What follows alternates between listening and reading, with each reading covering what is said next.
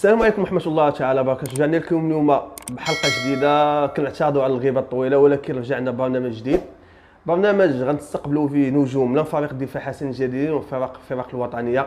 اليوم معنا نجم ولاعب كبير لعب فريق الدفاع حسن الجديدي، كان الالتحاق ديالو 1989 اللي هو عثمان ديوف لاعب كبير عطى شي كبير فريق الدفاع حسن الجديدي، وجميع الجماهير ديال فريق الدفاع حسن الجديدي كتشهد باللي عثمان ديوف لاعب كبير وكذلك مدرب كبير. عثمان كنشكرك على تلبية الدعوة ومرحبا بك معنا. شكرا سي توفيق، تحية ليك، تحية جمهور مغربي الصفا عامة وجمهور دفاع حسن الجديدي في الصفا حصة. عثمان ديوف، من بعد ما وجدنا لك الدعوة ما ترددتيش وقلتي مرحبا نحضر معاك، وانت اختاريناك كأول ضيف. انت هو الافتتاح، ان شاء الله تكون الاقدام ديالك ان شاء الله مباركه، والبرنامج ان شاء الله يزدهر ويزيد قدام. شكرا سي توفيق ومرحبا، سي توجور ان بليزير كتجي نهضر معاك. مرحبا في وكره ديال دفاع حسن الجديدي سيرتو. افيك بليزير سي عثمان رجعوا البدايات ديالك مع فريق الدفاع حسن الجديدي، والجمهور ديال الدفاع حسن الجديدي كيبغي يعرف هذه الخبايا. شكون اللي جاب عثمان فريق الدفاع حسن الجديدي، وكيفاش جا عثمان فريق الدفاع حسن الجديدي؟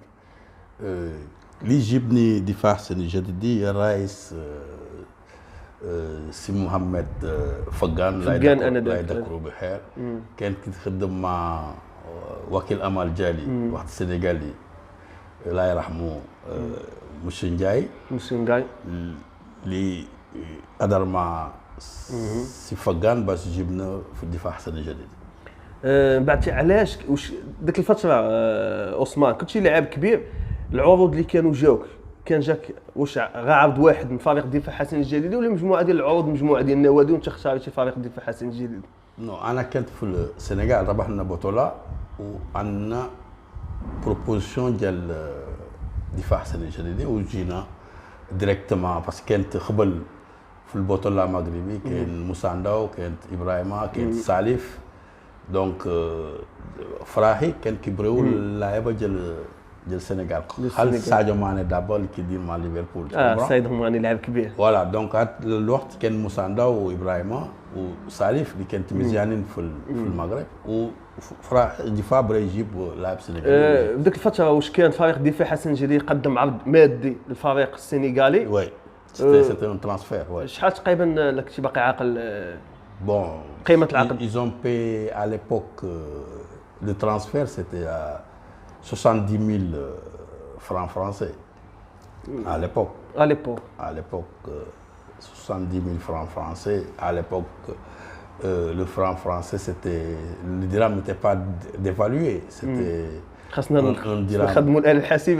Non, c'était un dirham 50 ou même pas 2 dirhams à l'époque. Tu comprends? Après, il y a eu une dévaluation, mais à ce moment-là, il n'y avait pas une dévaluation. Le dirham n'était pas trop loin du franc français. بعد الوصول ديال فريق الدفاع حسن الجديدي كانوا مجموعه ديال النجوم، وديك الفتره اللي كدوي عليها انت كانت فتره ذهبيه، كانوا لعيبه كبار، كان مجموعه، كان عبد الحق بيهي، كان ايفان، كان مجموعه ديال اللاعبين في ديك الفتره. كي كان التاقلم ديالك؟ واش كان بواحد الطريقه اللي هي سريعه، ولا انتظرتي واحد المده طويله باش دخلتي في اجواء مع فريق الدفاع حسن الجديدي؟ نو في الاول جيتي بيان اكيي سانسيرمون. الوقت اللي جا في الاول دابور هضرت مع سالف مع موساندا في الكازا. ils m'ont expliqué جو ديال جديده، c'est une belle vie, c'est comme Deauville en France, tout ça. ناس مزيانين، ils ont de bons joueurs. Et عندي لا شانس الوقت اللي كان باسكو بيت يومين في الدربيدا مع سالف، وكانت هذا الوقت رجاء كيلعب لا كوب دافريك دي كلوب شامبيون اللي كاين دابا شامبيونز ليغ. دونك كاين سالف مع لاعيبه ديال رجاء. واحد النهار مشينا عند واحد الصاحب ديال سالف، توفيق برطال الله يرحمه، ومشينا دارو.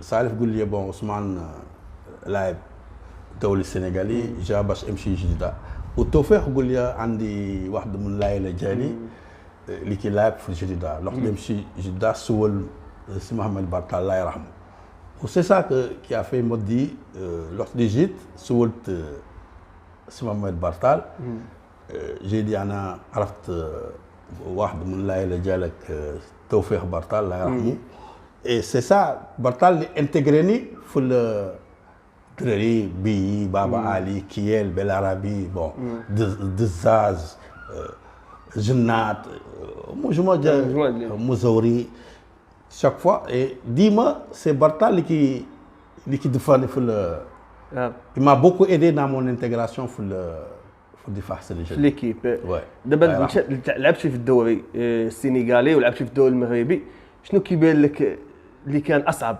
بيناتهم بين الدوري السنغالي وبين الدوري المغربي رغم حنا كمغاربه ما متبعينش الدوري السنغالي ما كنشوفوهم لا في عصبه الابطال بعض الاحيان ولكن كيتقساو كيبانوا لي كيتقساو بواحد الشكل سريع ما كيبقاوش ديما في الدومي فينال ولا الفينال وي مي ايكوت المغرب في الكره ديما كانت احسن من السنغال باسكو فين من لعبنا ضد المغرب كربحنا لي زيكيب ولا ليكيب ناسيونال l'équipe nationale au niveau des équipes même parce que ils avaient toujours plus de moyens que nous parce que حنايا من بكري السنغال لي ميزيال كيمشيو برا كيتحشافوا بحال دونك لوقت اللي يمشيو لي جور لي ميور جور دونك ديما لي شامبيون كداف اللي فرحه لي زيكيب ما كانش خوين مره une fois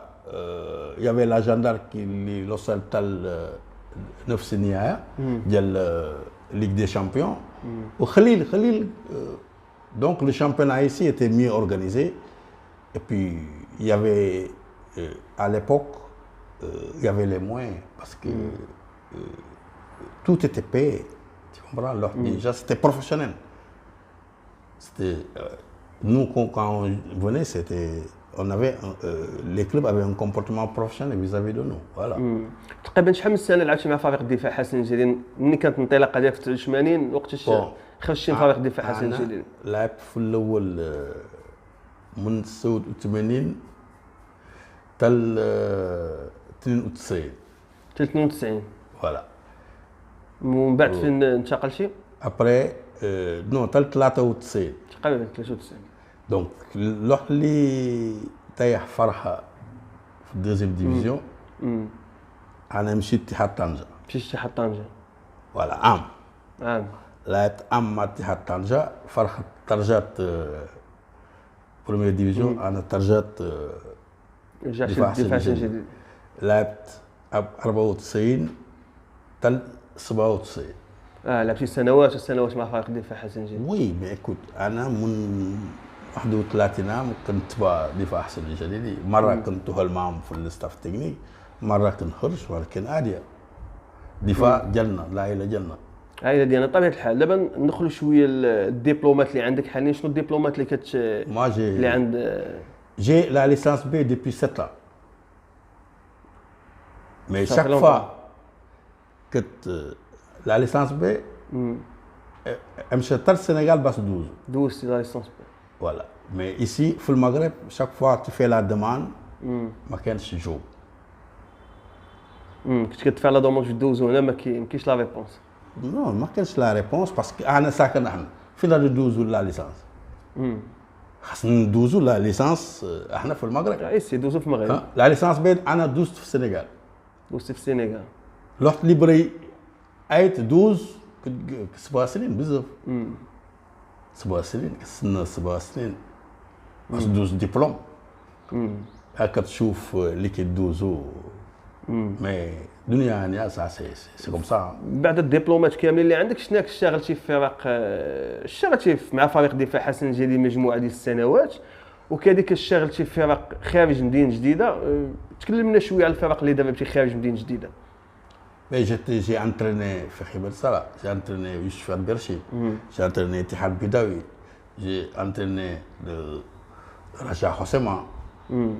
Tu comprends? J'étais l'année dernière à Mlifet, quand si Milani, le Kokop Marrakech. Kokop Marrakech. Voilà, donc j'ai eu pas mal d'expérience Et, mais depuis que j'ai quitté l'expérience d'Yal am le fait, Brett glisse parce que voulait dire le bac. Parce que mon sohar dialum dima kepsi madrasa jib madrasa mshaw l'université Kbourou donc Brett khot amin tel snin ça dépend mon Brett drب بغيتي ترتاح شويه بعدا parce que c'était dur pendant 15 ans 16 ans tu gères les enfants l'école les études jusqu'à qu'ils ont le bac donc j'ai Brett رتاح amin في التدريب سي عثمان ندخل شويه الفريق الدفاع حسن الجديدي ونتكلموا على الكره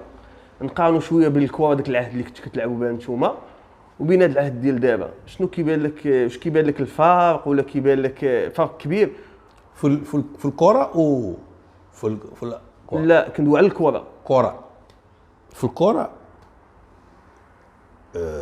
اللي فرح سي لي انفراستركتور parce que les frais c'est les contrats parce que d'abord un contrat qui demande لك انا كان ادار في اللاعب المغربي parce que حنايا الوقت ديالنا اللاعب المغربي ما كانش عنده كونترا في اللاعب المغربي d'abord le football au Maroc est professionnel parce que الوقت اللي signé contrat عندك même ما خلصتيش عندك فين يمشي بس خلص زعما عندك فين تشكي زعما باش تاخذ تريكيبيري بعدا رزقك ça c'est الاولى الثانيه سي في لي انفراستركتور aujourd'hui الوقت اللي كنشوف تيرينات je vois فراغي في كيترينيو امكانيات اللي عندهم كاين فرح بزاف ouais دابا تكلمنا شويه على الامكانيات ديال فريق الدفاع حسن الجديدي كيفاش كيبان لك انت الامكانيات والبنيه التحتيه ديال فريق الدفاع حسن الجديدي بحكم انك اشتغلتي معهم مجموعه ديال السنوات وانت كنت قريب من هذا دابا كاين لي موين الناس كيقولوا بين 3 و 4 مليار البيجي تقريبا 3 4 مليار تقريبا هادشي اللي كيتكلموا عليه سي تي 3 و 4 مليار عندك فرخه خاص دير فرخه ديال المستقبل وي باسكو 3 4 مليار فلوس دابا طبيعه الحال فلوس 3 4 مليار فلوس كان بيان اورغانيزي وبغيت مصلح ديال الفرخه كتصير اليز باسكو كره تيسي كره ناس اللي كي كوم اون دي ولات الميدان اللي كيكبروا في الكره ما كيكبروش كره خاص عرف كيفاش تصير في باسكو حنايا كبرنا بلا من لي موين ولعبنا كره وزيدنا وخدمنا وزيد ري خاصك عندك الدف اش بغينا اش بغيت دير مثلا سي كوم لوقت لي tu atteins la majorité عندك 18 اش بغيت دير c'est ça quoi quand tu prends لوقت لي شد فرقه خاص عندك مشروع لوقت ما عندكش مشروع امرها دير سهل عندك الدف انا بغيت تدخل الدفاع كرايس بغيت دير مركز ديال التكوين بغيت دير مركز ديال التدريب بغيت دير ولكن حاليا كاين مركز ديال التكوين حاليا فريق الدفاع حسن الجديدي كيحتوي على مركز التكوين ما كانش مركز ديال التكوين كاين لي باتيمون ديال المركز ديال التكوين نو اتا توفيق انا كنقول لك كاين لي باتيمون ديال المركز ديال التكوين و لي باتيمون ماشي رئيس اللي دايره سي جميع اللي دايره شال هادي و هاد المركز ما كانت واحد اللي ناس تما ما كان لا ماكله ما كان لا ناس ما كان والو ري كاين اسم كدوز في الشارع كتشوف مركز ديال التكوين ديال الدفاع حسين الجديدي سي تو هي اسم كدوه لداخل ما كاين والو تي كومبرا ما كاين والو ولكن متفق معك. دابا انت واش حاليا هما مسؤولين كيقول لك باللي كاين مركز تكوين، كاين لاصال، كاين لي جون كيترينيو، كاين مجموعه ديال المهم كوميم الا قارنا العهد اللي كان مع العهد اللي دابا كاين واحد التحسن. نو مي ايكوت حيت دابا انت كنحس بك كتبخس ما كاين والو، ملي كتقول ما كاين والو اذا ما كاين والو سيتادير الا ما كانش كلي باتيمون نكريوهم صافي نكريوهم مزيان نكريوهم الصيف وغنستافدوا منهم. وي بيان سور هادشي اللي بغيتي مي باسكو لوقتي عندك مركز مسدود، لي شامبر مسدودين، لا كوزين مسدود، ما كاين حتى ماكله، دري ما كيتاكلوش تما، دري ما كينعسوش تما. ربما ما الامكانيات يمكنش كتقول لي عندي مركز ديال التكوين. ربما الامكانيات ما كافيناش باش نديروا هادشي كامل. كيفاش؟ ربما الامكانيات اللي عندنا الماديه بليتي الامكانيات الماديه المتاحه دابا ما كافيناش باش نديروا هادشي كامل. سي توفيق. هي اعطيك واحد المثال. مرحبا. انا واحد النهار في الراديو مارس عندنا ضيف رئيس ديال فتح الرباطي. الرئيس جلس معنا تقول له البيدجي ديالو 4 مليار و4 مليار دخل في المركز ديال التكوين ديالو.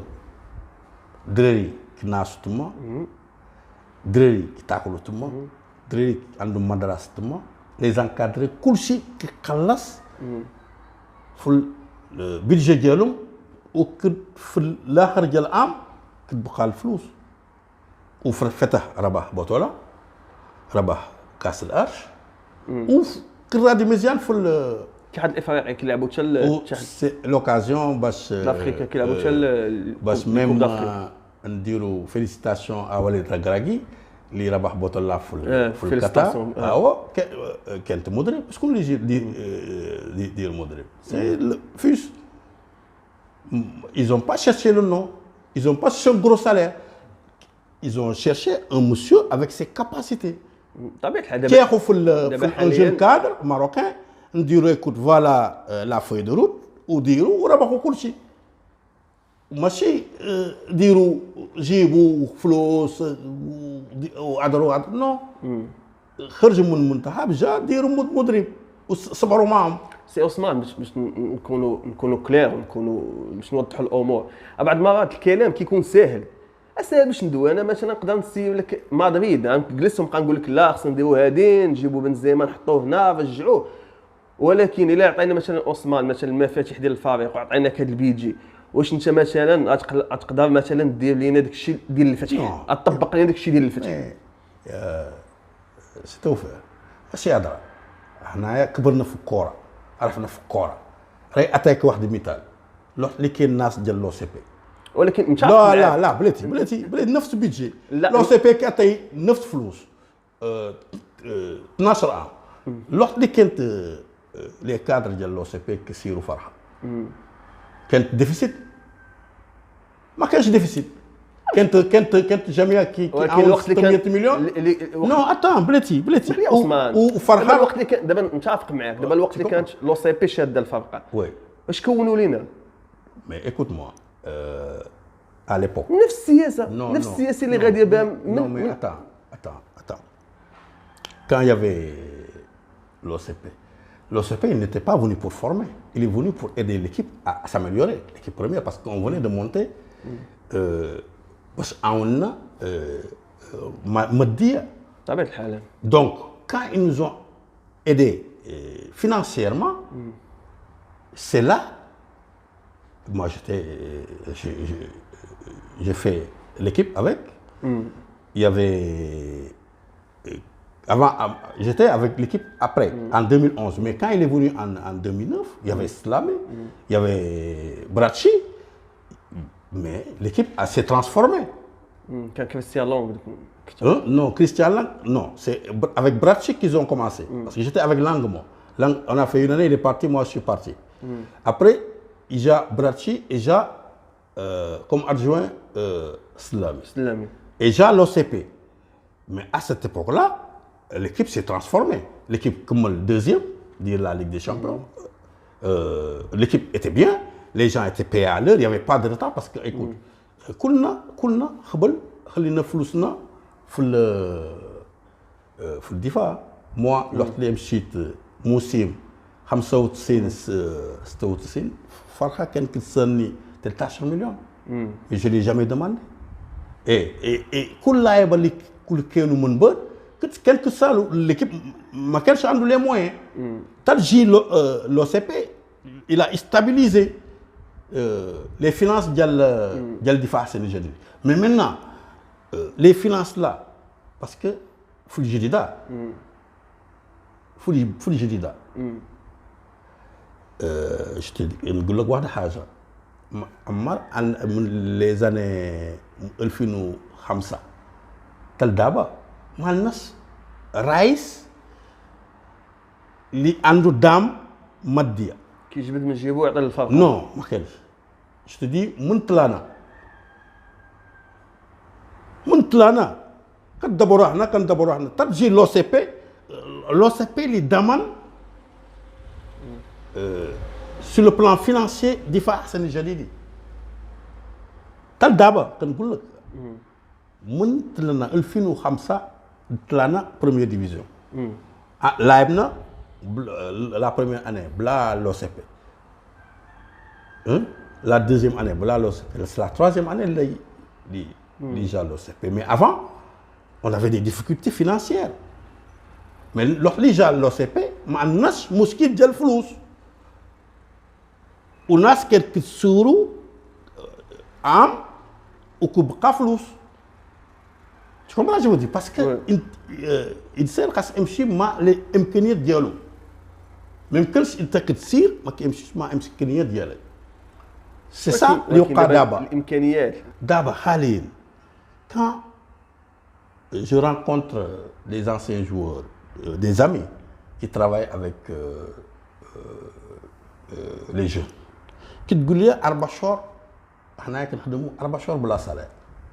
مشكله مي مشكل كبير ماشي مشكل صغير مشكل كبير باسكو وكان المعطيين خاصهم يتكلموا تا هما يتجمعوا يتكلموا على الرئيس يشرح لهم بعدا فين كاين الاشكاليه حيت ما يمكنش انت ما مخلص ما شادش الفلوس وجالس ناعس عادي يمكن لك تجمعوا تكلموا مع الرئيس علاش مي كنهضر معاهم سي توفيق سي دي زامي كان الجديده on se connaît tous à الجديده mais انت تعرف je vais te dire une chose انا اللي عشت مع رايس حاليا واحد النهار جيت لانترينمون بكري هو كايت في التيران تاع سي ابتي في كدير لاباس كلشي بخير باسكو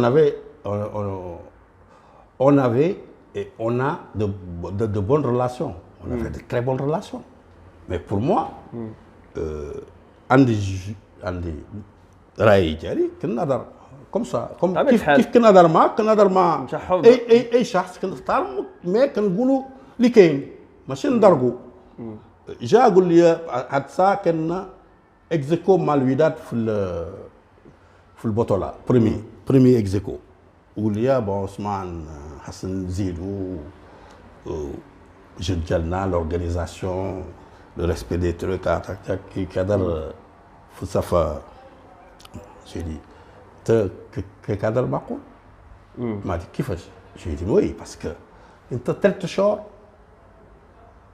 ماخذ نص على كيفاش غادي موتيفي الستاف باش ربح 3 شهور ما خلصنا ولكن ربما الفلوس تقدر ما تكونش ذاك الفتره ما دي اش قال لي اليوم انت ما ديرش لاندر حتى دابا انت طالبتي بحقك انت بالطرد ديالك من فريق دفاع حسن الجديدي نو انا ما طلبتش اخي انا قلت اللي كاين قلت اللي كاين حقك هذا انا قلت سيد رايس انا كنهضر معايا هكا حل كلشي محلس حنايا 3 شهور ما حلسناش لو يبغي يربح بطوله خاص كلشي يكون موجود ماشي خلي الستاف تيمي 3 شهور ابري بريك تقول لي اكزيجي لا ربح الوقت اللي هضر مع هكا قول لي ما ديرش لانترينمون اليوم انت tu comprends je veux te dire وي فهمت وفعلا انا قلت الساعه ماشي داري هو هكاك هو اللي عرف كوره المشكل ديال رايس حاليا سي سا ما كيصنعش ما كيحترمش لاعب صباح هو اللي عرف كوره هو اللي حس شوف واحد طلع لي ليكيب بريمير هو اللي ابد هو كيصير حل شركه ديالو اللي ما جابو خايدو اي نفس هذا كان ادرى ما يقول لي عثمان ما من كذا انت عارف رئيس اللي هذا راضي يمشي الداري تكبر شوف تدير كره فيها نقاش ماشي واحد اللي عنده راي بوحده خاص هو اللي خاص بارطاجي باسكو حنا لاعبنا في الدفاع 31 عام كنتبعوا الدفاع عرفنا حنايا ولد ميدان نقاش معنا ما كينقاش ولكن دابا تكون راه جوات دي فهمتك دونك ما من كنقدر ما من ولكن انت دابا كينحس بك دابا هادشي كيألمك انت هادشي ما غاديش على الوضع كما كيقولوا كيفاش الوضع الحالي ما غاديش عليه نو باسكو ايكوت موا كره دفاع ديال جديده كامله اي شخص عنده حق ادر فيه ماشي شركه ديال المحترفين سي دفاع حسني جديد باش نكونوا واقعيين لا رئيس فريق دفاع حسني جديد عنده واحد المنصب وعنده واحد المده غادي يمشي فوالا دونك اول حاجه الفريق ملك الجمهور دابا الجمهور هو الملك الفريق هو ما عندوش مشكل مع الجمهور مشاكل بارتو في نو مي انا كرئيس ممكنش انا كرئيس دفاع حسني جديد راجل عنده مشكل مع الجمهور انا جمهور اول حاجه سي لا كريم دو كلوب جمهور يا جمهور اللي كيخليني انا كنجي دير رئيس جمهور اللي كيخليني انا كنلاعب دفاع جمهور اللي كيجيبك باسكو انت بري كومون اون دي tu veux faire plaisir au public جديدي دونك انت كرئيس tu dois être souple tu dois être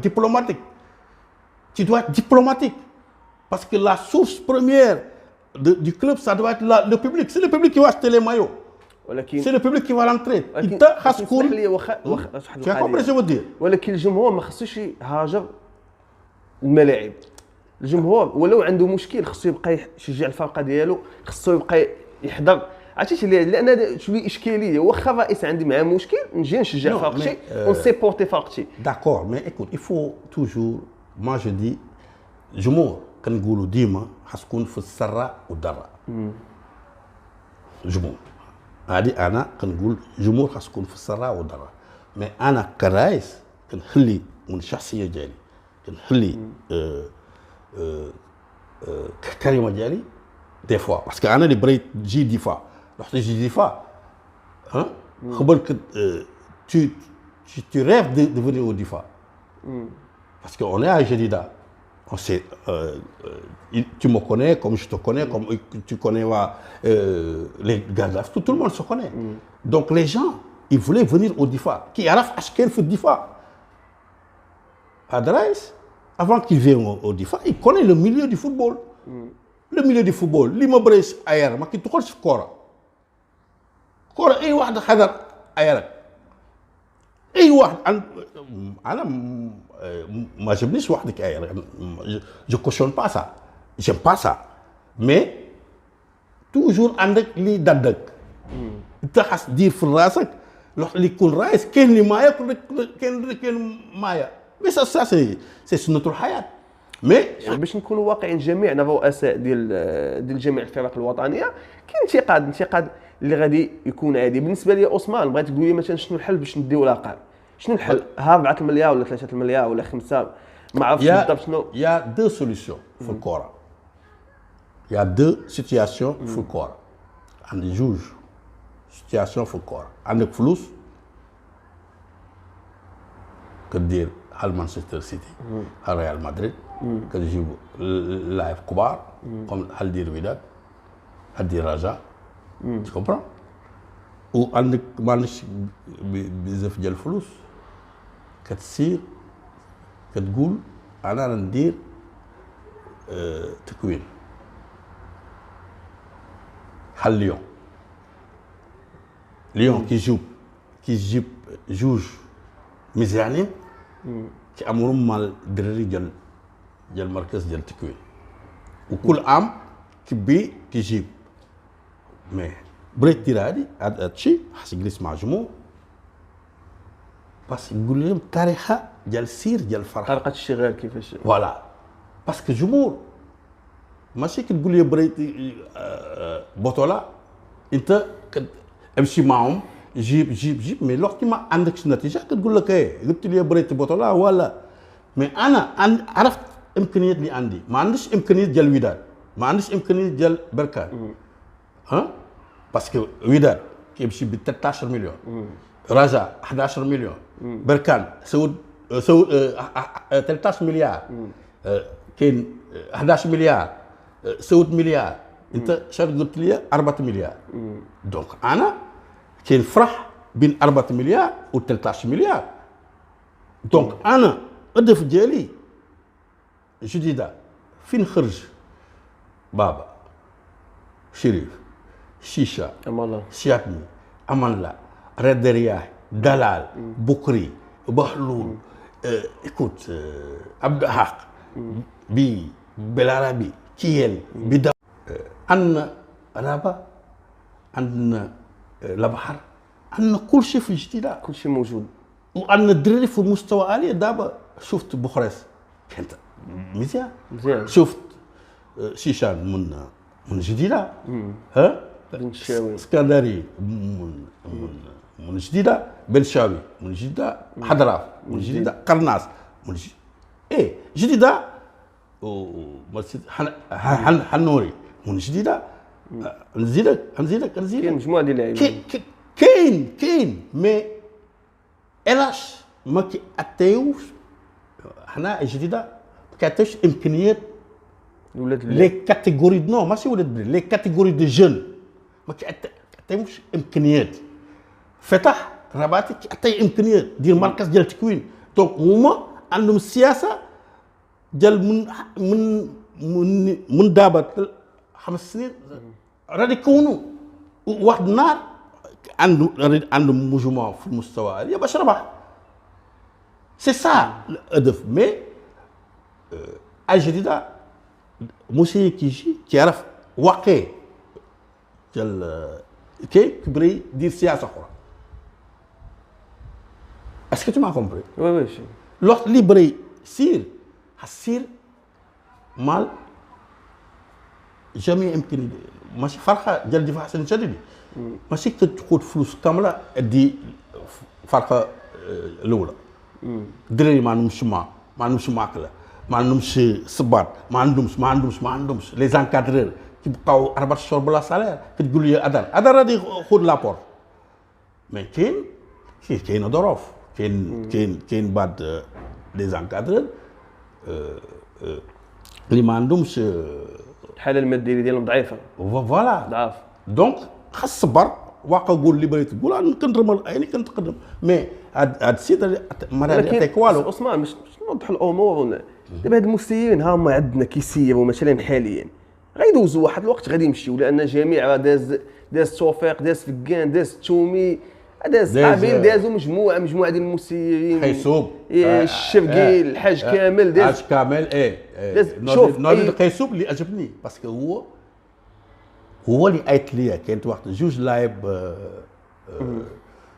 سوب سهريين في الدفاع رباز ومامودو هو قايت ليا توفيق انا بغيت معقول بغيت انسان اللي يقول قايت عثمان واي فينك انا في الدار جي عندي شوف كانت فرحه في دوزيام ديفيزيون يقول لي كونتابل شال كيسال رباز ومامودو كونتابل يقول لي خلصهم كل شيء تل اخر ريال عطيهم لو بيي اللي دوم لا يانكو tu sais si moi c'est ça que je connais c'est ça que j'ai connu avec Fagan لوح اللي كنت لاعب خاصة من بالله عمر عندي ريتار ديال السالير وديال بريم سياتير وديال هو الاوتوموبيل ديالي هو اللي عطى لي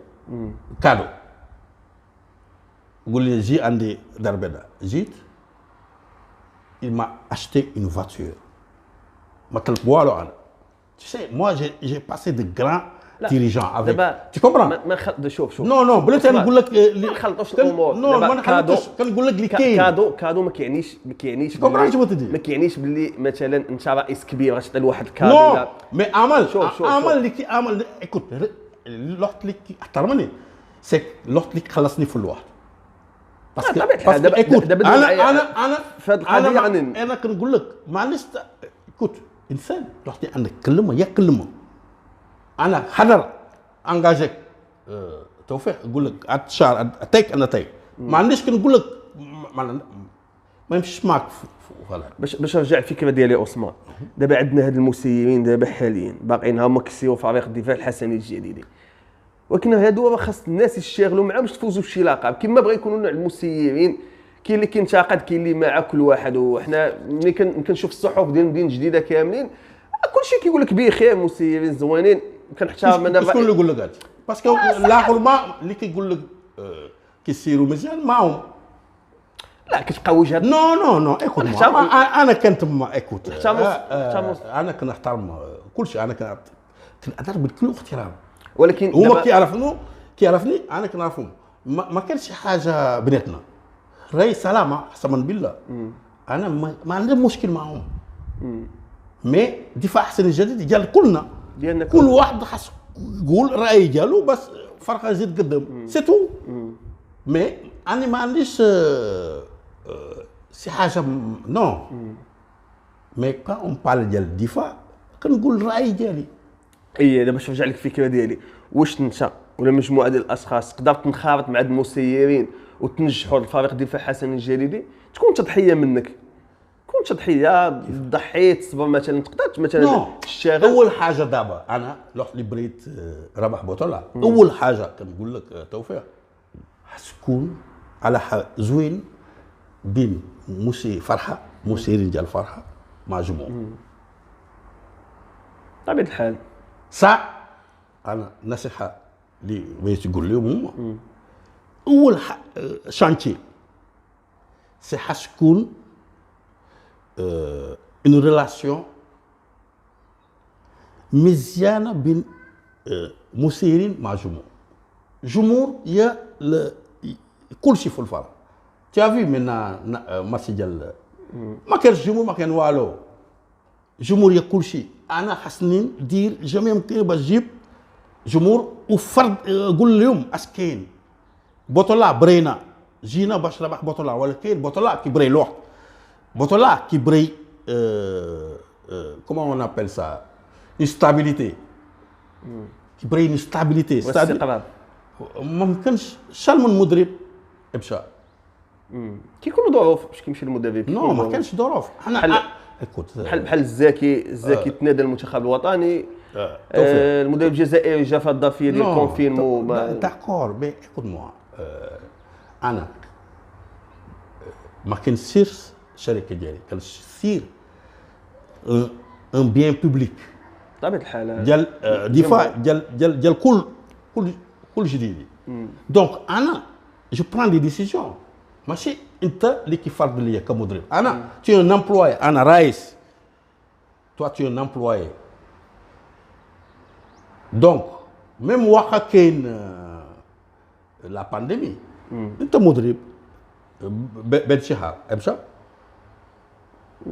من شي خواقع اللي يقال بانه ما جابوش لي لاعبين ولا ما نو ماشي امشى دابا حاليا المدرب ديال الوجده وي مي بقى في البلاد شوف تكومبرا باسكو il faut assumer باسكو انا كنفرض عليك انت بغيت تمشي نو تي دو ريستي دون طون ايتاب ما نقدرش يكون راه انت مدرب خاص تبقى معايا انا كنخلصك انت عندك كونترا tu comprends je veux dire tu es dans un lieu de travail il y a la pandémie même خدم في دارك باسكو سي سا مسير ماشي انت رحت بغي يمشي خاص نتفقوا كيفاش غادي يمشي tu comprends je veux te dire باسكو مسؤوليه. دونك كان tu veux une stabilité ما يمكنش بغي ربح بطوله رده وما عندكش استابيليتي. كنت في التوفيق انا اللي جبت التوفيق مي قبل ما نجي التوفيق شكون كيجيب توفيق؟ سي سا لو بروبليم. tu comprends؟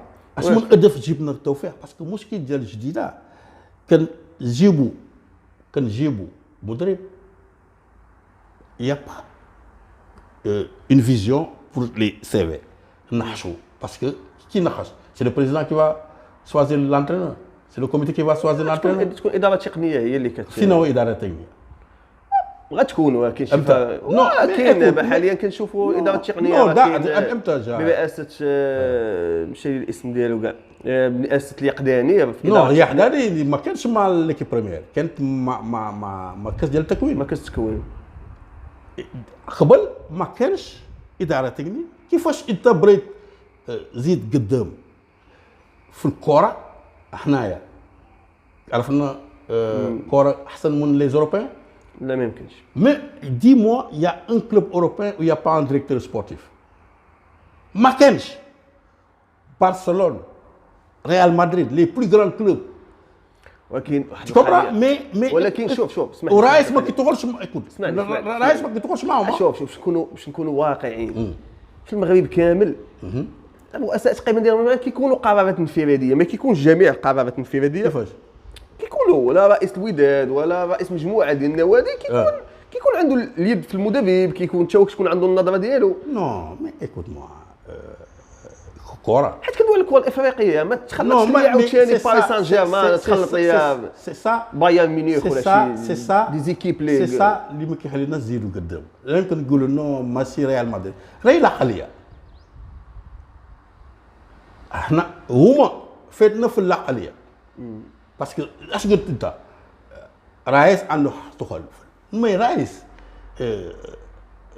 اولا ما عرفش كوره، مي عنده برنار لاكوم اللي لاعب دولي، لاعب اللي كان حدا كما شفت دي بيريز بريزيدان كبير عنده بطوله كينيو. طبيعي الحال. اسكو تي كومبري؟ مي حنايا لا دابا الواحد اللي بغى يزيد قدام انت شي لي زيكيب الكبار نو نو كلشي هذوك قادين الامور ديالهم. الواحد اللي بغينا يزيد قدام خاص يكون واحد اختصاص ديالو. صح سي لا ريغل اليمونتير، ماشي في افريقيا كاين نو اللي عطي فلوس اللي كيحاكم ما كعرفش بالله ميكانيك حاجي دير كلشي. نو خاص عندك فلوس، عندك رايس، خاص في الواحد اللي يعرف كره اللي عنده امكانيات. هل مثلا جبنا عزيز بوديربالا؟ وي مي محتاج صافي 5 ans كي لا تاني تل دابا باش يعرف فرقه خاص يكون مدير رياضي. سي سا مشكل. الاس خصنا دير شالمون عام 3 سنين كتريزوري و5 سنين ديال رايس. ياك صافي 8 سنين خاصو 8 سنين باش عرف فرقه خاص تكون. انت دابا اسكو تو ما كومبري؟ سي سا فات دابا الرئيس ديال فريق الدفاع حسن الجديدي فات السنوات كامله اللي شاغل ما كيبان لك حتى شي حاجه ايجابيه. ايجابيه سي نتكلموا شويه على الايجابيات. بحال اش كيبان لك انت ايجابيات؟ ايجابيه سي كاين ايجابيه. بحالاش؟ مي موا كان انا تو سي او ديبي في الاول ادرت ما عجبني ادرا جولو والله العظيم الواحد كان ادرا ما كنجي واي هاد السيد pour une fois je rencontre quelqu'un qui a une vision. انا دفالي في اي شيء مي الواحد اللي في الاول باسكو ليكيب ايتي ان ديفيكولتي. ليكيب ايتي ان ديفيكولتي مع السلامي. جينا انا وطالب وفضلي والدراوي خدمنا مشينا مزيان لا ستابيليتي. قلنا سوينا فرحه عام نص عام الاولى.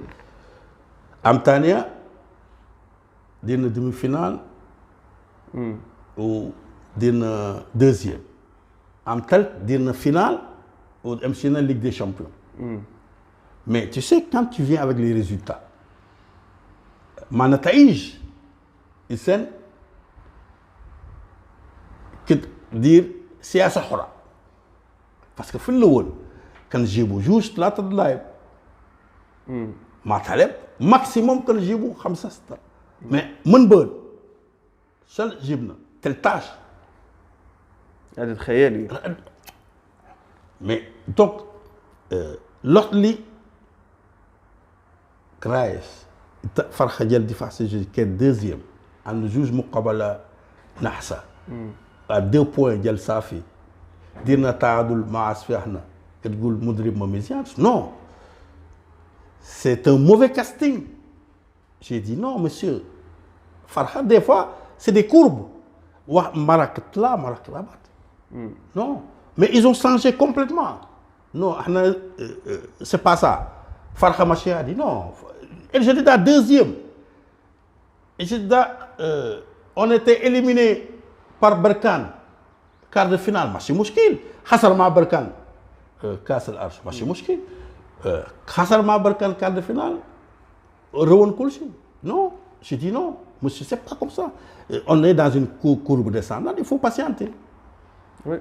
C'est ça après je dis les gars quand je vois Amal je dis c'est pas ça parce que une scène خاصكون متواضع c'est-à-dire tu acceptes la critique طبيعة الحال أي واحد كما بغا يكون parce que quand tu veux faire un projet في الكرة كي تطلب الواحد ما خاصك تسنط mais اللي كريتيكي حايد اللي يقول حقيقة حايد نو est-ce que tu m'as compris oui. mais في الأول كنت رادينا مزيان باسكو كل واحد كان كتبقى في الاختصاص ديالو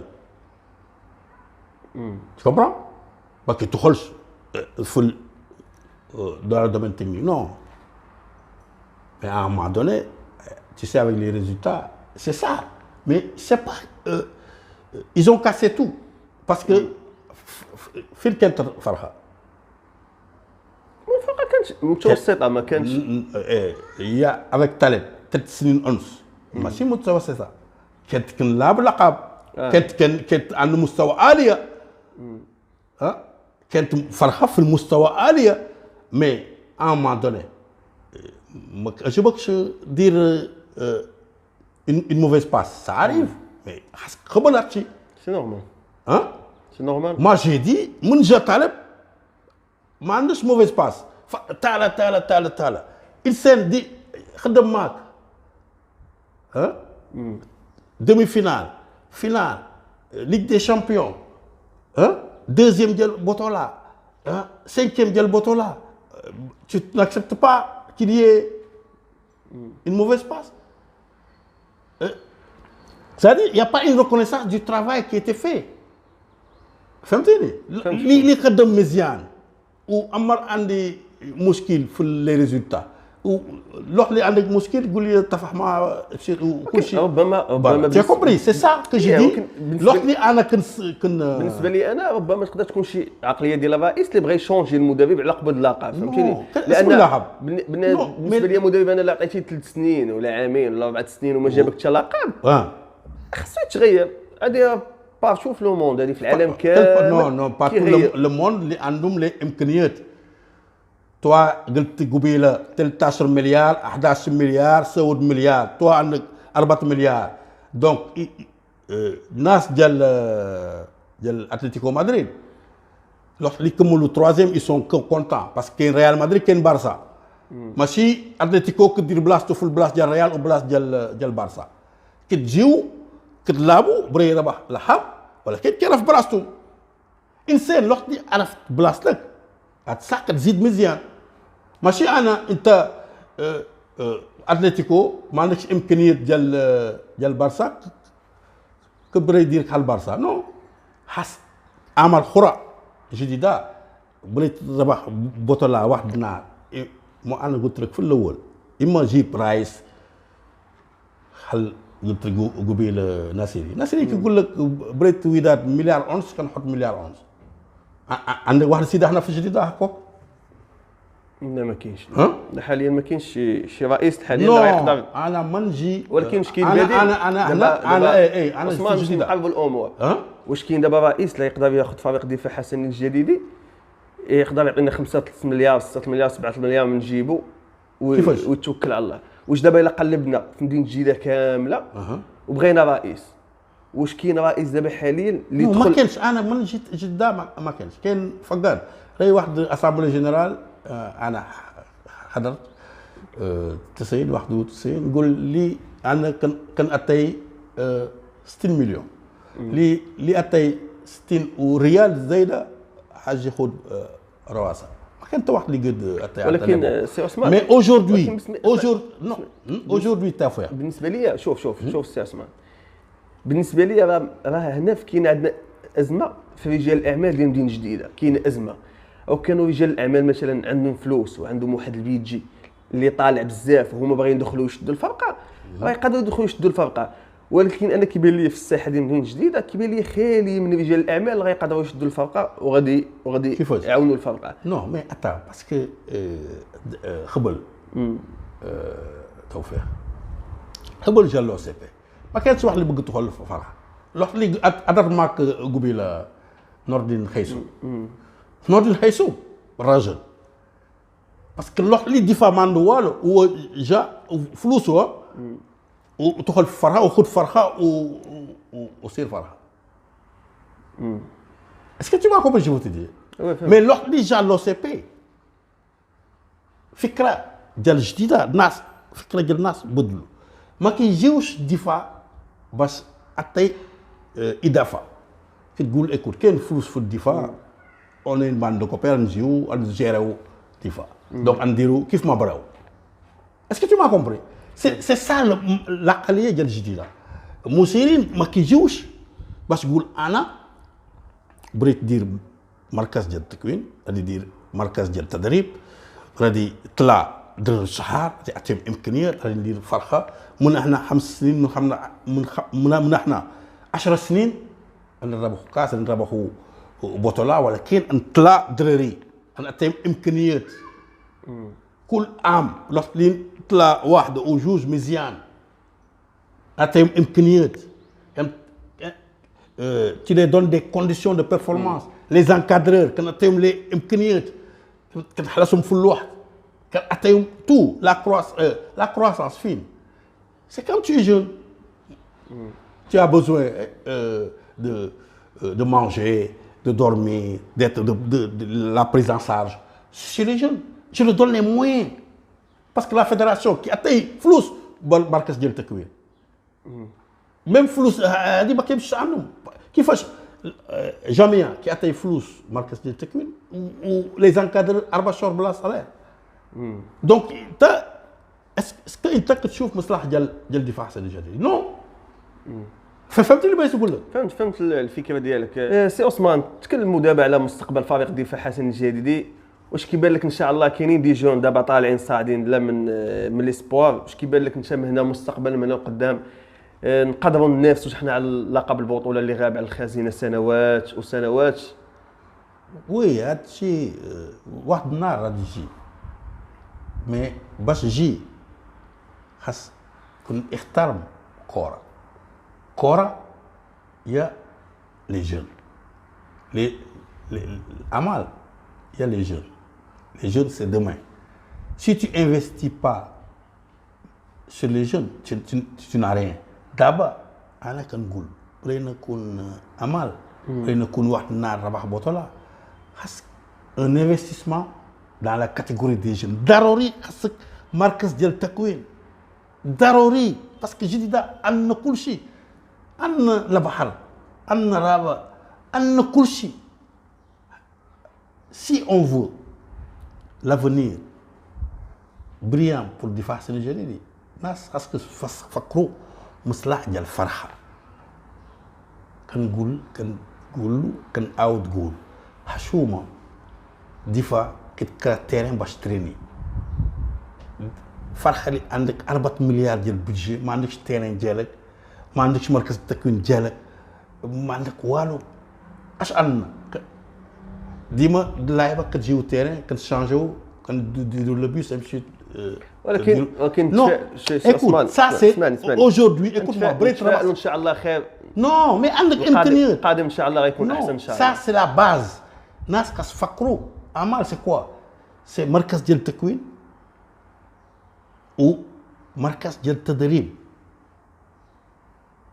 باسكو اجدا كاين دي جور دو طالون انا قلت لك لاعيبه اللي دازوا في الدفاع تاريخ الدفاع تل دابا شوف حنوري شوف بوقريس شوف فتح كلنا قدرنا دونك كاين زين الدين نتمنوا تبقى فرصه هاد اللاعبين نتمنوا تبقى فرصه نو ماشي فرصه حتى امكانيات باش كبروا مزيان و ابري tu verras الجديده راه يمشي مزيان حتى امكانيات لي زانكادري حتى امكانيات المركز التكوين حتى امكانيات لي زانفان après il y aura quelque chose c'est ça la base c'est ça doit être la base le fondement